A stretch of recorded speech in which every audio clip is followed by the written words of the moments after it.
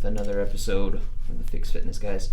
Mark's son, flexing as usual.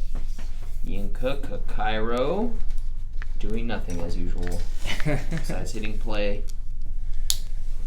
And it's going. It's going. All right. Happy podcast day again. We're here to talk FixFit Jacked and programming. The seminar consisted of Hacktivate Lift. So that was some self-assessment stuff to figure out what muscles are not active on a squat and a hinge and a press. How to Hacktivate those muscles, hack them, turn them on, and then take you through a full lift, right? So then our cool down or our accessory movements are called FixFit Jacked because we like it. Because we like growing the smaller muscles to get a little bit bigger. Yeah, that could be anything. That could be like my weak upper body. I don't have pecs. I don't have biceps. We were talking about that in class last night. We're like, man, it's like when they made me, whatever made me, when God made me, they're like, they put all the shit in my legs. They forgot. They're like, oh, we're out of time. His upper body's not done yet. Feel you on that, growing bro. Biceps and pecs for me, genetically, it just doesn't happen. There's other people who are the opposite, right? Like fucking, they look like Johnny Bravo, and they're like giant upper body. The legs are like tiny. I think they have like longer biceps, and then like it's genetics. You can't. It's genetics. Unless you have enhancing things to help out. Like you have longer muscle bellies in your bicep, but your calves are fucking chicken legs. You know, it's like, which one would you rather have? I'd rather have my calves. The thing is, whatever you have, you want what you don't have. I don't disagree. Would you trade big biceps for small legs? I wouldn't. I feel, but then like. But it depends who you ask, because we're performance-based mindset, right? It's true. We're from like, an athlete standpoint. If you look at all the bodybuilders, they're aesthetically pleasing to have a bigger upper body and arms because they look better, and that's the aesthetics value. Right. But having giant legs and a tiny upper body, it's not. It's completely goal. The goal of looking aesthetic. Good. Yeah, it's aesthetic. That's why, like, when I was gaining weight and being thick, I did look better in shirts and all that because it's like you're filling them out. Yeah, I'm not. This medium's not hanging off of me. Mark's getting thick. Depends on what the goals are, but for us, it's always performance. So it's definitely, I'm not going to trade in my. But with FixFit Jacked, for a low price of, no, I'm just kidding. The programming that was created for it, there's actually the first page is going over the programming concept. Mm-hmm. So we even labeled for the 3 parts, which people can break down, and it's pretty much warm up. You exercise, and then you have a finisher. And so we had little categories explaining why we're doing it this way, how to do it, and what to do. Right. So it's kind of interesting because usually when you get a program, our big thing is we have to teach the process or get them to learn. Yeah, it could just say pec fly 1 set of 10, and it's like, but if that's not supplemented with the anchor press and you're working your upper body, and if the right muscles aren't on, you could be doing a pec fly with your fucking upper traps the whole time, so it's not going to help. So let's start with the beginning. So the first part, and we'll go over maybe the why, what, how, and then what we incorporated for it. So we call it Hacktivate, right? The term we created. It's for a while we bounced back and forth with the idea of changing the name, and for me this was one of the options. So could have been Hacktivate guys down the line or whatever. Bunch of hacks. But to me, it's the Hacktivate is both, right? You hack the body so you could get a more efficient workout, right? Because you're learning how to turn on, you're activating muscles that aren't. So that's where the term came from. But for us, why it's important to Hacktivate, or what it is that we see running a CrossFit gym for many years, programming many years as well. And also following programs, when you do warm-ups, is typically you're trying to warm your whole body up. The mindset is like break a sweat, get this synovial fluid in your joints moving if you want, nerd out on shit like that. But again, if you're gonna do deadlifts that day, what muscles do you want? But what is a jump rope, burpees, inchworm, the general jumping jacks? Okay. So I'm saying it's like you're not yes, you might be in a full sweat, but if your glute and hamstring and lat's not working for that deadlift, I don't care how sweaty you are, how warmed up you are, when you go pick up that deadlift, just because you're sweating, your muscles aren't firing for the deadlift. Correct. And that could be any lift. So if you're going for a run, you want your obliques, your glutes and everything, your hamstrings, everything to be firing. So if you just go for a jog to warm up for your long run and you're still not using your hamstrings, let's say, and it's all hip flexors, guess what? That's not that's not an ideal warm up. So we're going to hack the warm up with some quick movements, right? Mm-hmm. Then we go to the actual lift, and we're hoping that people are using, the right muscles to take them through like a big lift, like you were saying. But the jacked portion of it, which I like for the cool down, here's a great example. The other day we're doing 21 guns, which every bro knows. Those are called sevens at a gym. Bicep curl sevens. Bicep curl sevens. 7 at the bottom. 7 at the top. Any bro doing an arm day has done sevens before. So when I saw 21 guns, I'm like, what the fuck is this one? Like, I don't even know all the names of the FixFit Jack things. We got a laundry list of them, and we're going to create a library of them one by one. But I was like, 21 guns? I don't even know what that is. And we're doing biceps or upper body. So I was like, And then you show it, but when you showed it, you've never done sevens like that before. So you're squeezing the glutes, flexing your pecs before you even get into your bicep curl with the barbell. And then we go through the sevens. 7 up to parallel to up, 7, and then a full rep of 7. And then you're like, and I dropped the barbell, and I was like, holy shit. My arms feel like they're going to tear off. And you're like, all right, 2 more rounds. And I'm like, what the fuck? With the right muscles on, it's like, how many times I've done sevens in a gym and felt some kind of a bicep pump, quote unquote. It was not that as good as yesterday. Yeah. And my biceps have never been this sore. There's some that people aren't talking about, because for us, what we've been testing is that if you want to access the bicep, you can isolate it in a preacher curl thing, right? Where you're on that thing that you put your arm on it, and so only your biceps working. Yes, you can get a pump that way, but the way I think your body is designed to work, the way it's wired, your body's smart. So if you're going to overload that bicep, isolate it, it won't contract its full potential because the pec isn't helping supporting that shoulder joint or arm or elbow, right? Right. So there's something to that where when we're doing these curls, if you try it out, flex your pec as hard as you can and keep your pec on, and then do a bicep curl. And your bicep will pump so much faster. It will light up like it's never lit up before, no matter how hard you isolate it. So really, really good bodybuilders get it. They use different terms, typical joint cue. Like they'll actually rotate. That elbow's got to be, here, and then they're curling with this. But they keep their pec tight. They keep their shoulder down the whole time. But their purpose is like, we're growing the shit out of that bicep. Yeah. Our purpose is function. Is the pec talking to the bicep? Yeah. Because if that's happening with your lat kicking on at the same time, or at least stabilizing your shoulder blade back and down, we're going to be a lot happier with your upper body when we externally rotate your shoulder overhead with like a strict press, right? So, or Olympic lift. So growing these muscles, one, aesthetically, we are hoping, like everybody has said, like Deej, I'm going to get pumped, jacked, and look like a CrossFitter still, because he's constantly doing his CrossFit workouts for cardio. So you got 2 benefits happening there. One, his shoulders joint is getting stronger with doing 21 guns.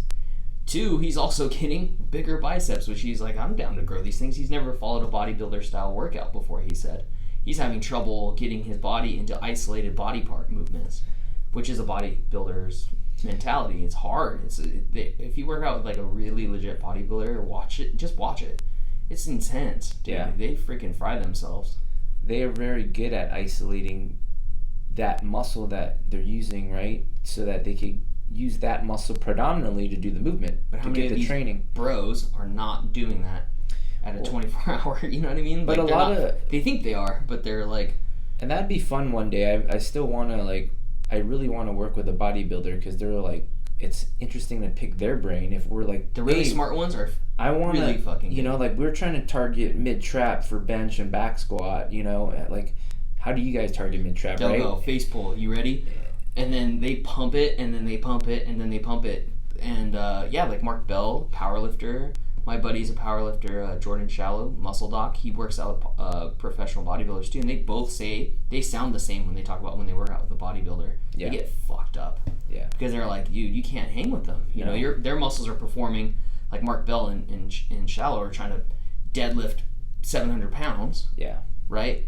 Versus these guys, you know, even a lot of the more elite bodybuilders now they incorporate power lifts, and they're pretty fucking strong. Oh yeah. But it's because they go to do a deadlift, that bicep's not tearing off that bone. They're firing everything In a chain, and they could work in a chain faster than somebody that's just trying to do one sport versus the other. I wanted to, and I talk about it in this way where it's like the FixFit Jack is essentially functional bodybuilding. To sum it up, because that's what you're talking about. We're not just training the bicep.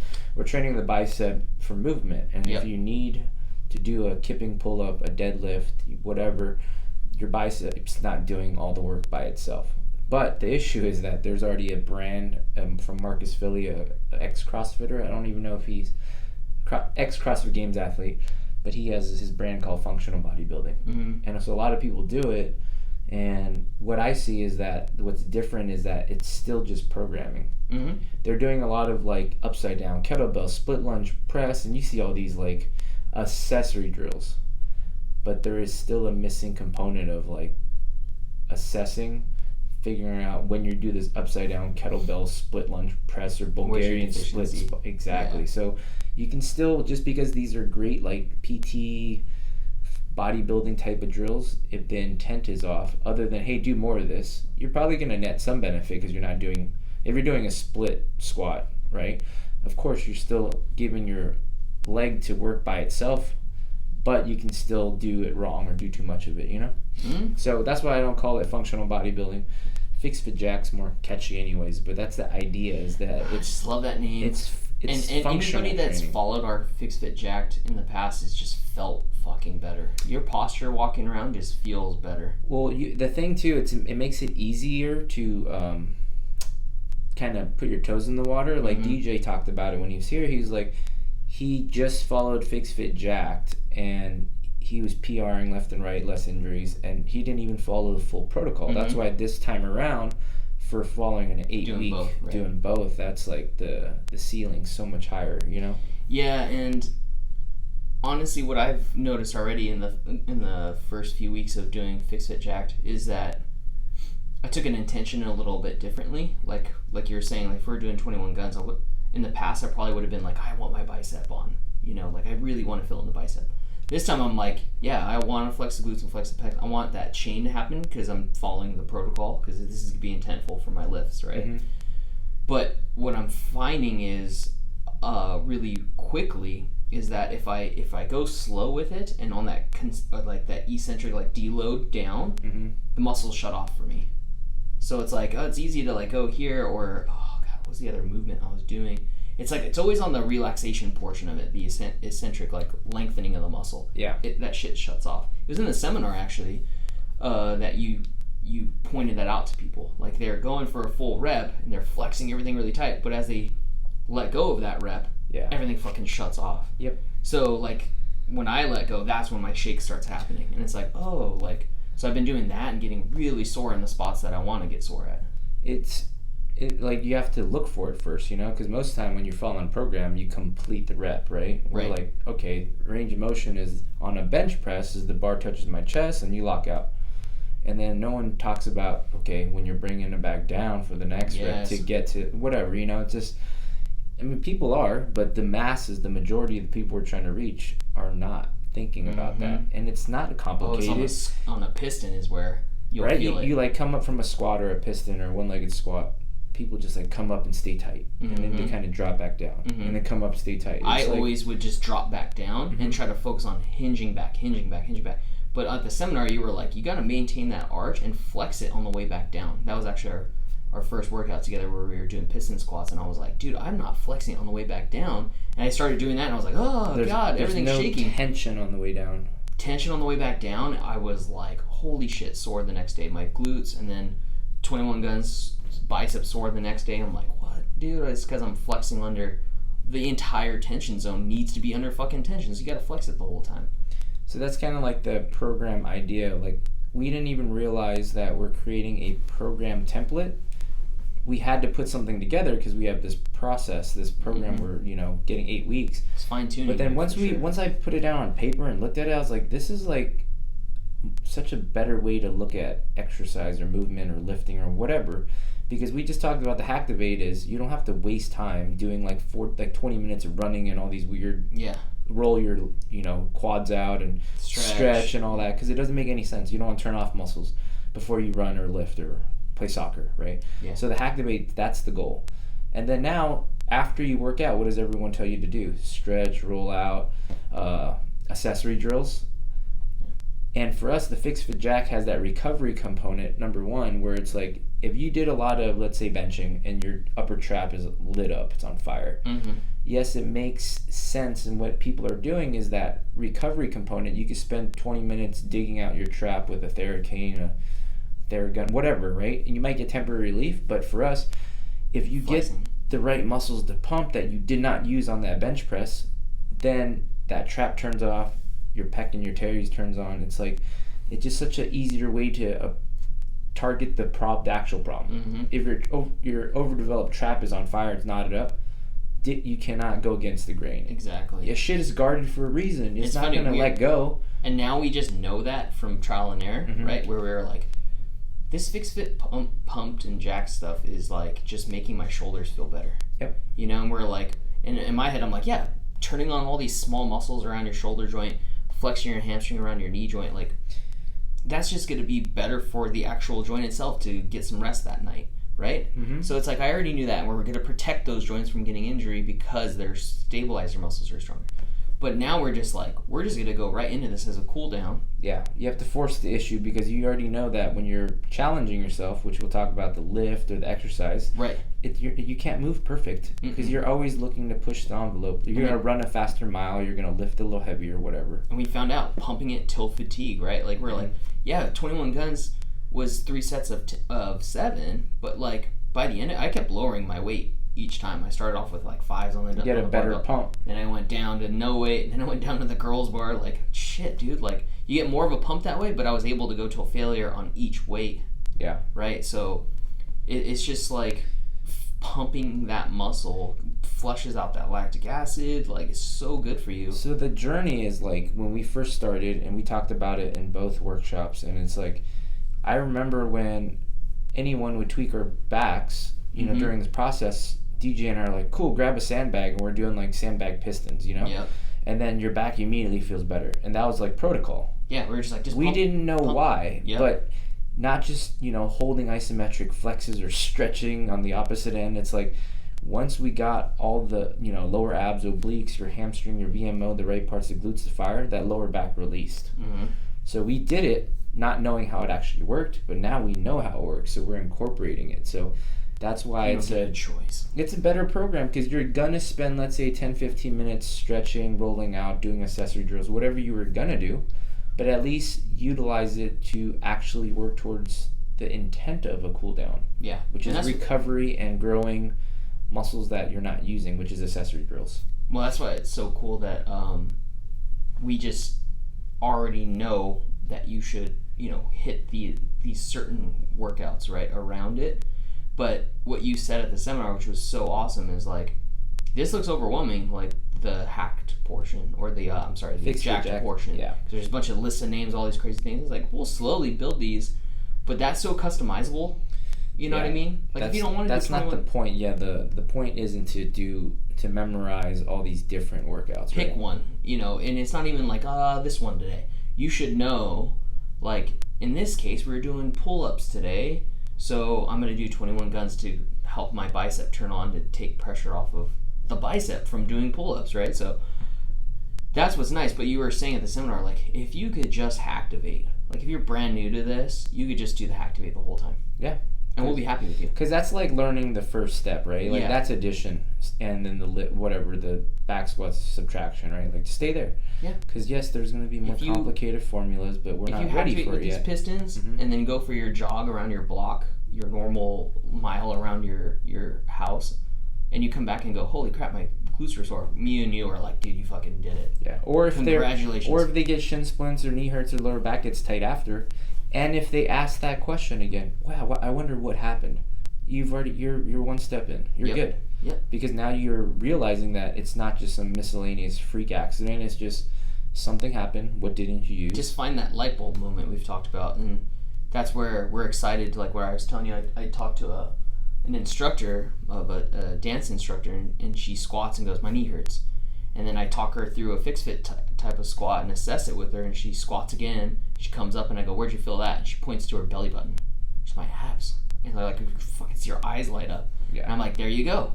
You know, and she's like, holy shit. Like, mine starts blowing. I'm just like, just live in that world for a bit. Yeah, you don't need more right now. You don't need to any just more than play around with that concept. But if you're following us around for 8 weeks, we might go like, hey, well, let's throw a fucking sandbag in there. Why don't you do these sandbag diaphragms? The ideal goal with this program concept is that try it out, because like the FixFit Jack, like you said, is a finisher, right? We don't want to keep providing finishers so that you're relying on us. Try any accessory drill that you've ever done. If you're a runner, what run drills or run stability drills have you done? You know, if you're a bodybuilder, everyone's been in the gym and have done a bicep curl. Even a dumbbell bench or a bench press can be your accessory drills. Yeah. Go ahead and do them slowly, but think about... Just the intention. Just think about what you're doing with the bicep curl. Do you actually feel your biceps on? What if you flex your pec and then bicep curl? Do you feel more bicep? That's it. Because once you learn that process, that's a blank, like, input whatever you want. That's why we're not trying to force you to do X list, because we're not trying to have you memorize that times table again. We want you to understand how multiplication works, right? Mm-hmm. So when people come in like, is seesaw drills or bird pickers good? That's not the right question. Did you try it? What are you getting from it? How the fuck are you doing it? Right. Oh, I feel it all on my left lower back. That's probably not the right. So we can't. Yeah. The FixFit Jack is a concept. It's why we're doing it. The purpose is recovery and really fixing your movement.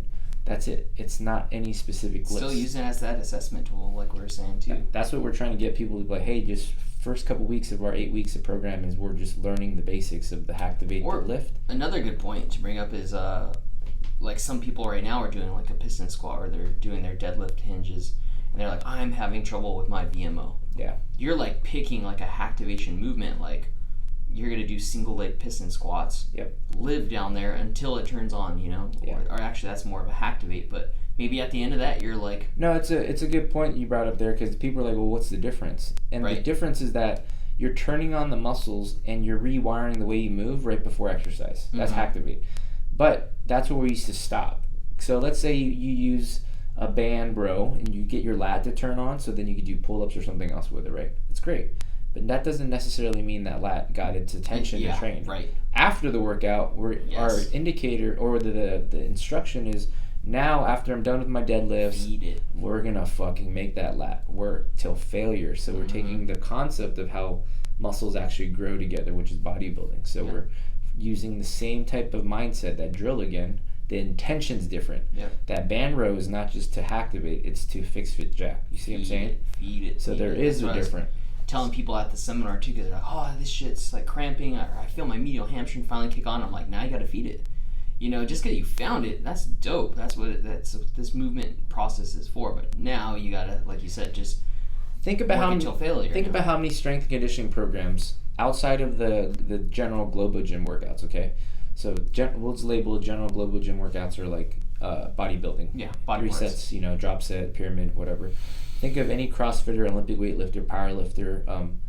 How often do you work your muscles till failure? You know, you hit the sets, and yes, you do accessory drills, but it's very rare that, you know, like when we used to go to 24 Hour Fitness and do bodybuilding, you got people like, you know, you're doing curls and they're like, that got their hand underneath you. I'll work you through 5 more sets. You know, we're not accustomed to that pain because we remember that and label that as bodybuilding. Yeah. And what people felt like, oh, it's cramping, and they stop.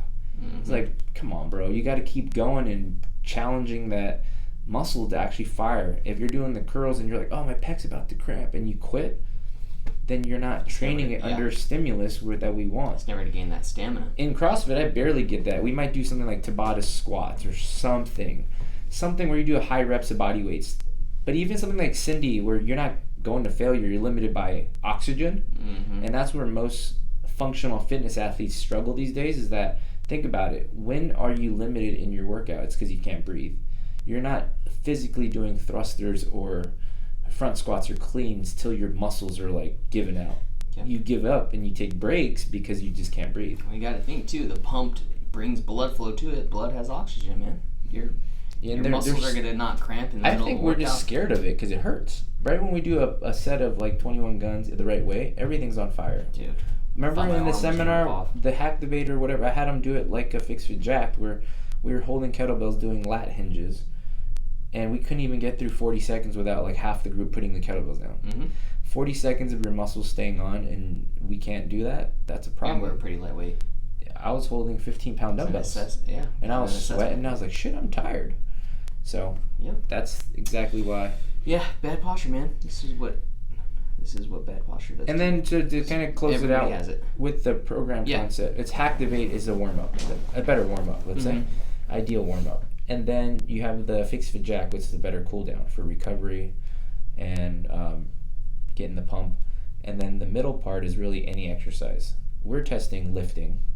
Somebody could test running. Yeah, because then if you think about that template, the program concept for us for FixFit is that use that same mindset. So pick golf. Yeah. What muscles do you want to turn on so your lower back doesn't hurt? Great, then you play golf because you're always challenging that sport. You're pushing its limits, whatever, enjoying it because that's the movement part. And then afterwards, if your lower back is tight, then use FixFit Jacked. Mm-hmm. You can input anything in there: surfing, deadlifting, powerlifting, CrossFit. So we feel that currently is an ideal template that you guys should play around with. Yeah. This is a free template. Use it. But ask yourself this question: what are you doing for a warm up for your movement or exercise or sport? What are you doing to cool down? And is it working? Probably not. I don't know. You gotta ask yourself that. You have to feel it. Don't believe us. And if you don't believe us, come challenge us. We're taking on all takers. Yeah. For a low price of. For a low price. For 4 payments of. One day. All right, man. Anything else we want to shout out? Follow us. Follow the journey on I think it's been Instagram, cool because like you mentioned with the dancer and stuff, we already have people requesting, hey, when are you doing the next workshop and program, so that I'll be there. But I think it's even better if we have little one-offs, like just going over this squat concept, like a quick hour thing with you and your group of trainers or athletes or whatever. Right. So like we're down to do like smaller shows. Yeah. Like we'll come in and just do something for a in talks right now. It's a group of instructors for like 10, 15 dance instructors. Like, let's just go over the squat, low back pain. The hinge thing, yeah. What are you dealing with most with your clientele? And they're probably going to say, everybody complains their knees hurt, their back hurts. It's like, all right, cool. We're going to do core, low body. We don't need to talk about pressing with them. Nope. We don't need to talk about deadlifting or back squatting. We don't need to nerd out with them. But if you're a CrossFit coach and you are like, people are jacking up their shoulders on toes to bar, Olympic lifts, we got you. Handstand push-ups. Let's help us figure that out. Let's do that. Get swole for January. February, buddy. Yeah, January, Jackson. All right, man. We out of here. Thanks.